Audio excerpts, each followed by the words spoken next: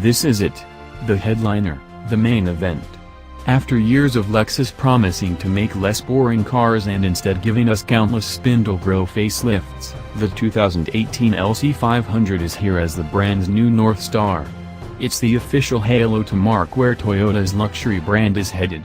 This is the car that we hope can bring an end to the relentless mentions of boring cars, which are themselves needlessly boring. The proportions of the LC give off a distinctively functional vibe, and it's genuine. That hood is so long because the 5.0-liter V8's center of mass sits 3.5 inches behind the front axle.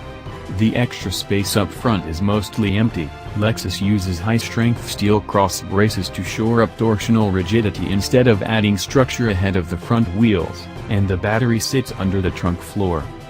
Lexus wants the LC to be a driver's car, and so the cockpit is focused on the instrument cluster.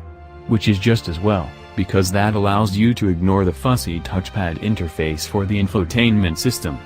The essential functions, radio and climate control, are operated by hard buttons. Adaptive cruise control and collision mitigation are standard, so there's a safety net should you attempt operating a force feedback touchpad while trying to do anything else, such as driving. In front of the steering wheel sits a single digital dial flanked by temperature and fuel displays. Like in other Lexus models, the color and design changes with the driving mode. But going back to the driver-centric theme, the drive modes are selected by a knob that juts out of the right side of the gauge cluster housing, right at hand level. At some point we have to mention that the LC500 has 2 rear seats.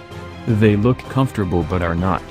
Our 5-foot, 9-inch frame won't fit under the low roof without serious contortions. The back, then, is best left for the unlikely child seat or extra storage. Reporting duty fulfilled, we'd rather tell you what the LC500 is like to drive. The rest of the purchase specifics are just as murky. Lexus will only commit to a starting price under $100,000, and we believe a fully loaded LC500 will top out around $120,000. Only about 400 units are expected to come to the United States a month, or an annual rate of 4,800 cars. Lexus says about 85% of those will be V8s, the rest will be LC500 hours hybrids. At such low volume, the LC isn't going to redefine Lexus the way the original LS shocked the automotive world. But this car is hugely significant for another reason: it shows that Lexus can create an object of irrational desire. To put it another way, this is a car you want, not a car you need. And we lust after the LC500. Not because it checks all the boxes, but because it's more than the sum of its specifications. It does most everything well, it has some flaws, but more than anything it has character. Welcome to the new Lexus.